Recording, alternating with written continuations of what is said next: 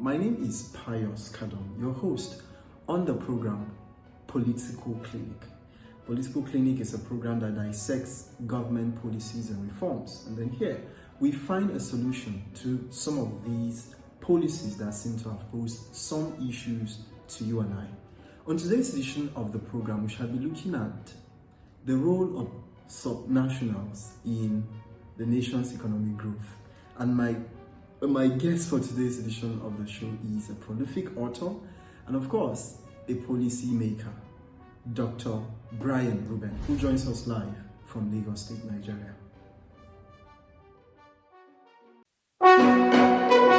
Let's speak for this particular topic. So, can you put us into the situation that the country is currently in, when it comes to subnationals, driving Nigeria's economy? Do you see that they have a larger chunk of responsibility to take when it comes to driving the nation's economy? Oh, that's a very important question, and thank you for having me. So it's a very, very key issue we should look at, because the subnationals, or what you call state government, are supposed to play a very key role in development of any country. But what we see in Nigeria is that we don't seem to realize that. A lot of attention seems to focus on the center. And while the central government must carry out their responsibilities, we cannot overemphasize the need for the subnationals to step up, right? Because economic development at the state level will, of course, now translate to also economic development at the national level. If the unemployment rate is low in Abia State, if unemployment rate is low in Jigawa State, that will eventually determine what the unemployment rate will be all over the country. So if people are gainfully employed in Lagos, gainfully employed in Kaduna, gainfully employed in Port Harcourt, and all over the places, then we see increase in employment all over the country. But how does this really happen? Well, states compete by creating the most enabling environment for businesses to thrive. You see, when there is increase in economic activities, it will translate to jobs, it will translate to higher wages, higher and fair wages, because there is increased economic activities. Money is flowing, people are working and getting paid. Then that just can't happen. For investments to gravitate towards any environment, there has to be what you call enabling environment. So states compete by creating the most enabling environment to make it possible for businesses to thrive in that environment. It is economic activities that translate to growth in an economy. It is not sharing of national allocation. No, that has to be done. But if you want to see economic growth, then we need to see the factories working. We need to see the SMEs operating. We need to see that these businesses have the freedom to innovate, to create solutions, and they have the finances and the skills they require to do these things. So that's where the states come in, because these things have to happen at the state and the national level.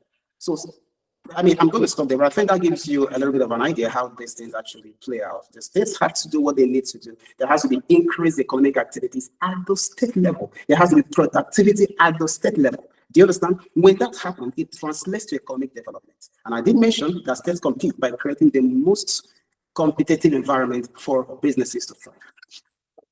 So clearly, I don't know if you're trying to say that the federal government has a lesser role to play when it comes to, because when you ask some of the state governors, they will tell you that if not for now, that the proceeds of the fuel subsidy, just like some of our state governors are, saying that it has really helped in terms of driving the revenue they now get from the federal government. But then, are we trying to, dismiss the federal government completely from playing a major role when it comes to growing the economy of our various states in the country? Because, of course, the state governors would have to, think out of the box and do something for their states. But if you on the flip side, you would also agree with me that the federal government has a bigger role to play.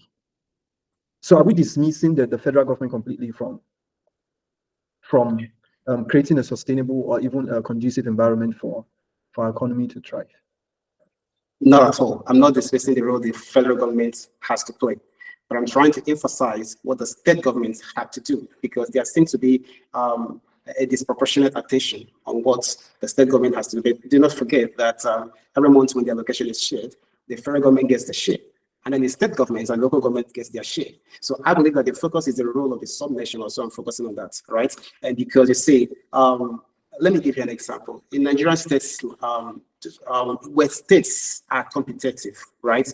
You realize that even when there is trouble at the federal level, the states are still able to get on, to move ahead. And I'm going to give you a very simple example in the past, and it was just a moment. It was during the financial crisis in Nigeria. You see that states which were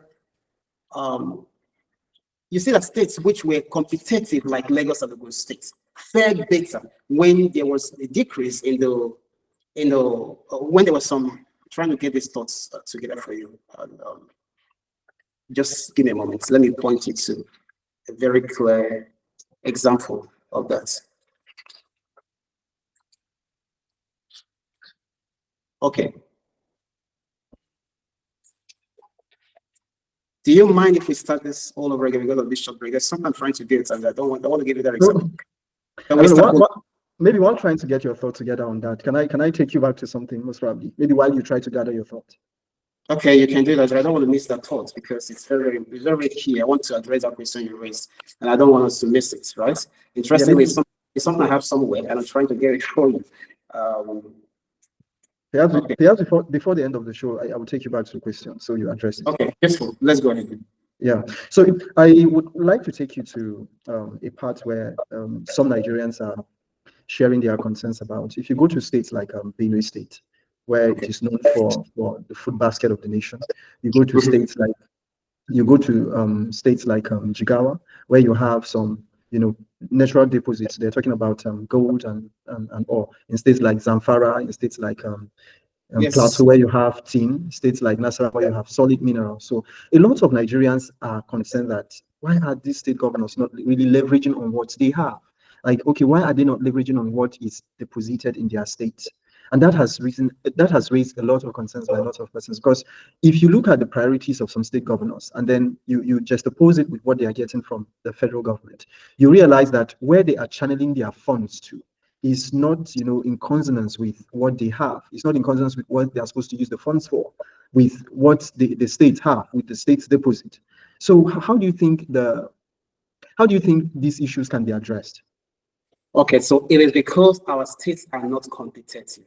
The focus is on managing federal allocation that is coming in, and that's the point I was trying to make earlier. So that has to be addressed. States compete by creating the most effective environment for businesses to thrive. So there are three key things that are important for any state. First is the quality of the overall business environment. So what the business environment is like. Does it support innovation? Do you understand? How does it lower? How less is the cost of doing business in that state? What is energy like? Issues like that, and the availability of skills that are required for me to actually do something. Do you understand? Now, the other thing is what you call the state of cluster development, and I'll get to that in a moment. And then there's what we call policy coordination as well. So you make policies that support or can leverage the policies that is working in another state that is neighboring or close to you, or another region. That gives you a kind of balance, makes it possible for businesses to thrive in your state. So with what we see in Nigeria is that most of the states don't think along these lines.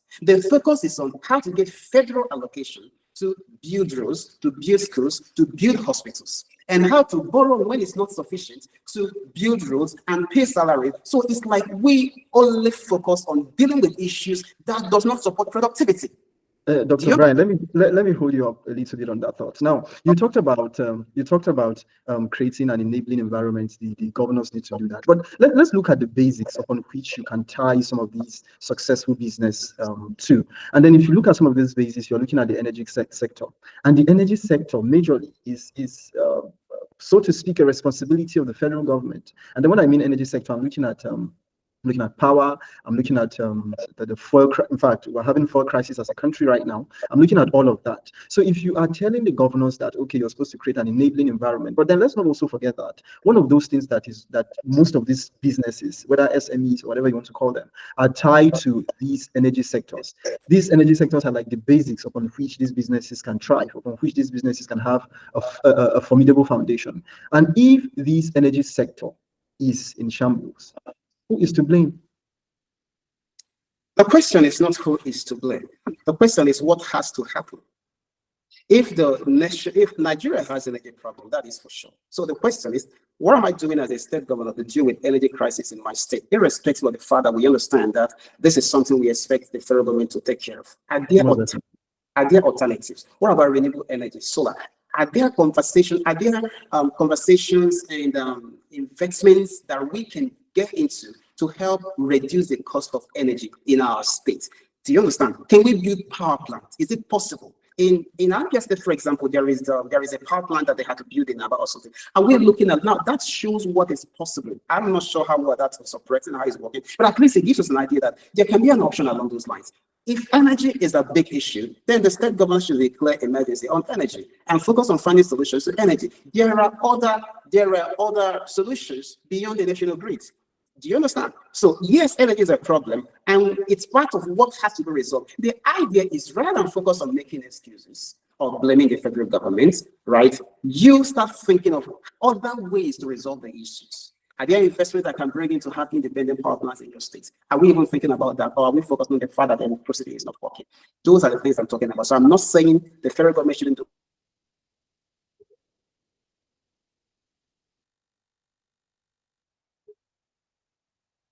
Are you here, Dr. Brian?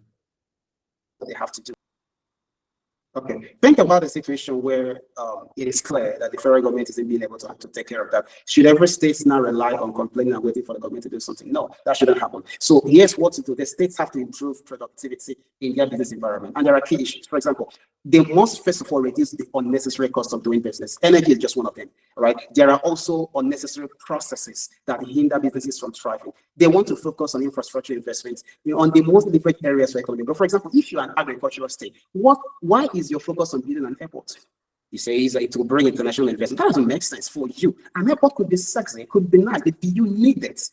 If your base is agriculture, you should be talking about how to create clusters, how to leverage that environment, that industry, to make business in that environment very productive. You want to move from just producing yam to creating complex products. You want to move into starch. You want to move into all of those kind of things that can come out of agriculture. So that should be the focus of your investments. It should be the focus of your intervention. Do you understand? So you have to make sure that you're investing on the right infrastructure that you need. And also there has to be policies, and that has to go beyond policies. Policies has to be executed. But there has to be policies to support small businesses from growing. To grow. What are the hindrances that businesses in your environment are experiencing? What can we do to encourage people to invest in the areas you have comparative advantage? Those are things that states should be talking about. How do you relentlessly improve the education system to create the pool of skills that are required for businesses to thrive in that environment? There has to be an alignment with the skills that people are getting and the opportunities that are available within the environment.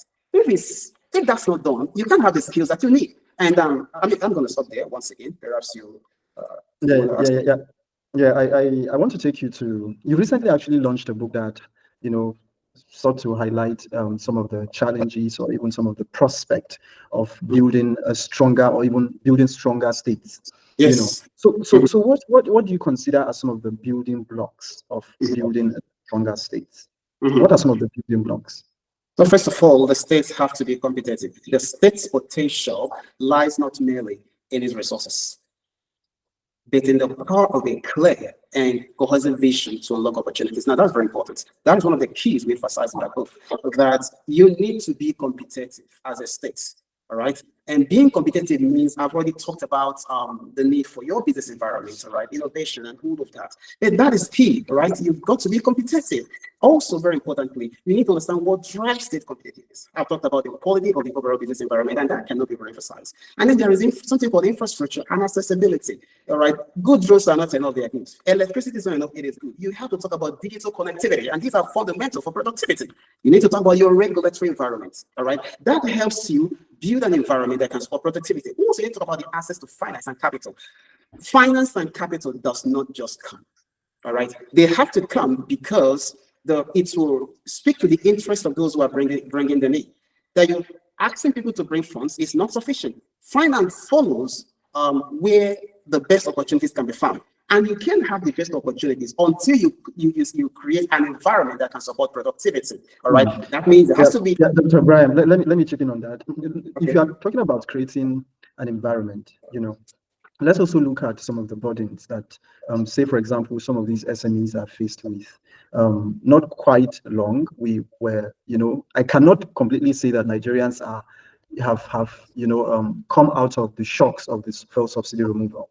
And then recently we're having a move. It's not a move anyway, but it looks like something that has come to stay, where the telecom industries are saying, the operational cost is way up. We need to have a review of our tariffs and all.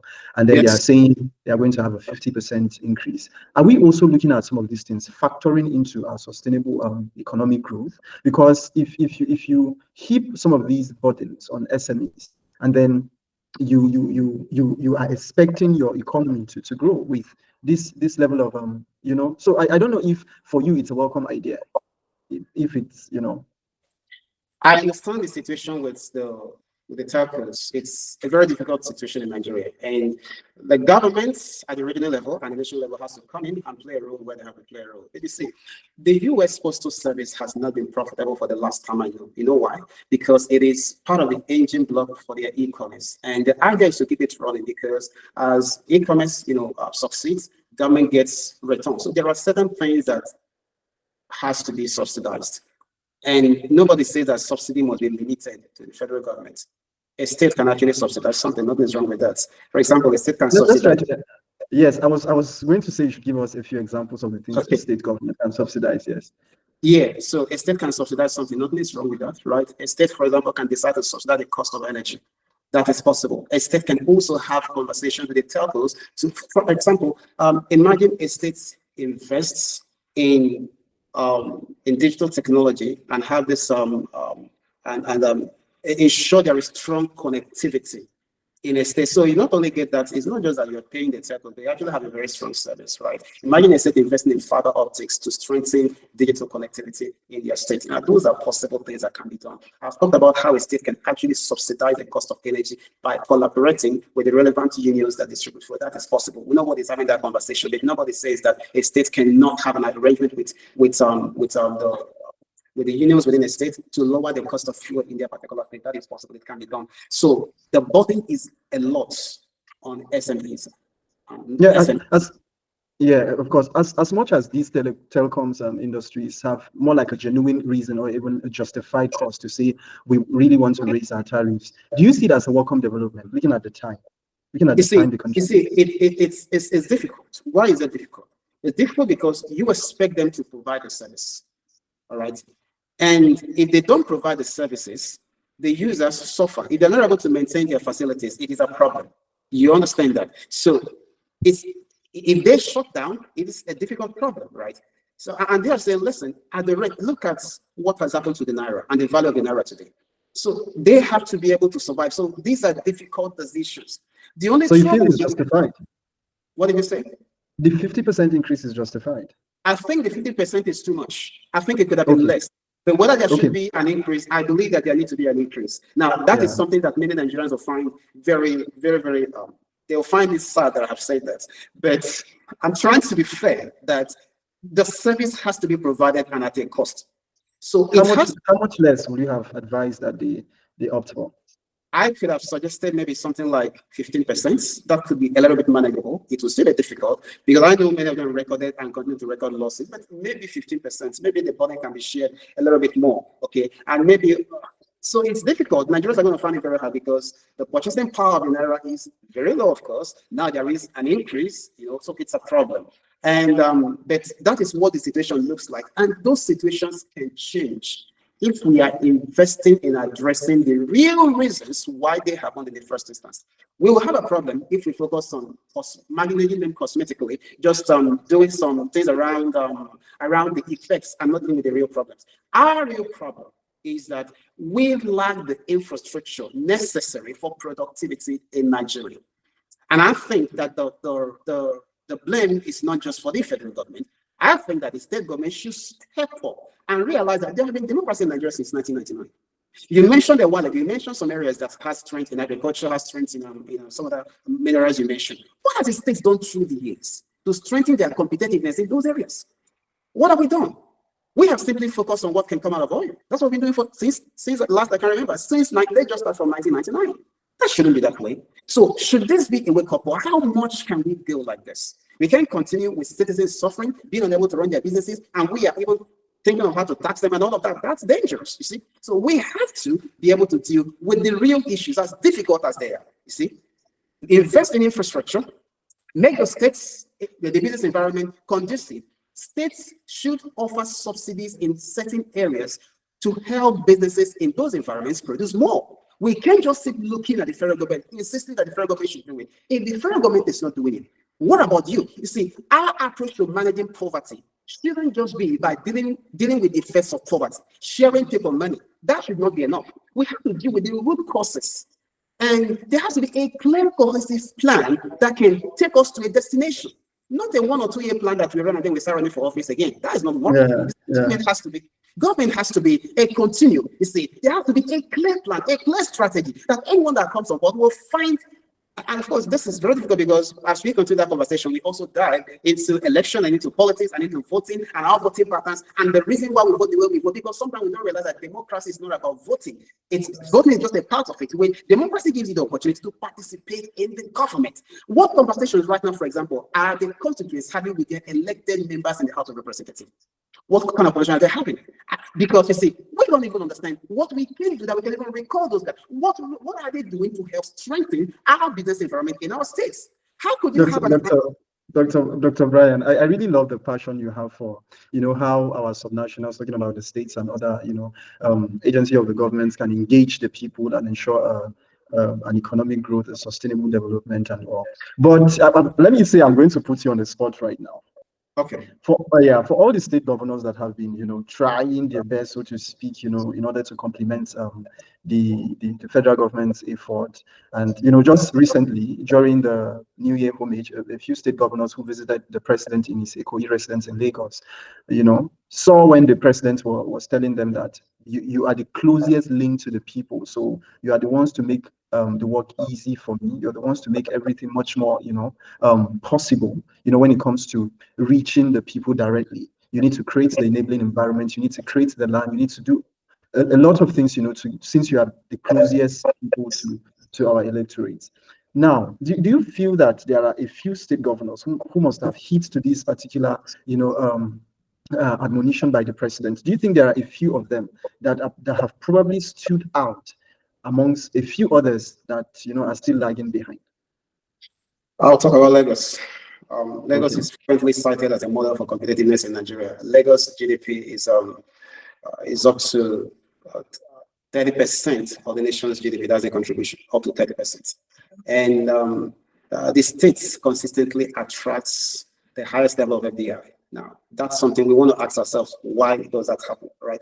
Lagos achieved that status through a combination of visionary leadership, commitment to infrastructure, and close engagement with the private sector. So visionary leadership, commitment to infrastructure, and close engagement with the private sector. Take note of those. Think, for example, the Lekki Free Zone, all right, which includes the multi-billion-dollar Dangote refinery, by the way. You see, that showcases Lagos's focus on creating environments conducive to large-scale investments, right? Now, let's talk about Ogun State, located next to Lagos. It has leveraged this proximity to Lagos rather than to engage on, the worst level of competition is to compete on the same basis, on the same points, on the same key areas, right? So that Ogun hasn't done that. Recognizing the potential to attract industries that benefit from the Lagos large market, Ogun leadership focused on creating an investor-friendly environment. And through initiatives like the industrial parks they established, what you see is that they streamline regulations, number one, and they improved in their road infrastructure. Beyond that, also, it's enabled Ogun to attract significant investment in manufacturing sectors. You have Nestle there, you have B&G and the rest of them, and that has helped the economy of Ogun State. You see how states should think and how states should compete. So it's not just, that's what I emphasize, that it's dangerous to focus on what you can do with federal allocation and how you need to make up with loans. I don't have a problem with you taking loans. My concern is what I do with the loans. Are you recognizing? Exactly. What are you doing with the loan? So because we are pressing for time, from what you've said, Ogun and Lagos are probably not even probably, they are the model states for you when it comes to, getting their acts together and ensuring that the There are other states better.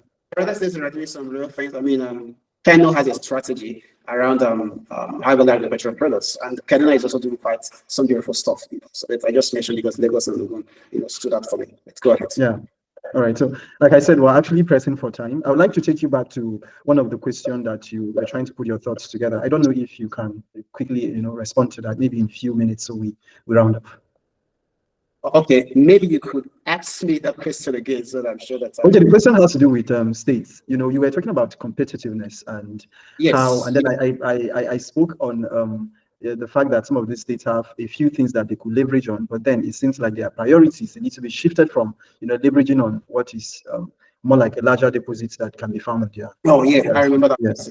Question. So you remember the period between 2015 and 2016? There was a recession in Nigeria. All right, there was a recession in Nigeria, and there was really a sharp drop in global oil prices at the time, and that led to severe budget deficits in mostly oil-dependent states. All right. Now, in contrast, states like Lagos again and Ogun, right, that is known for its industrial sectors, they fared relatively better. Why was that?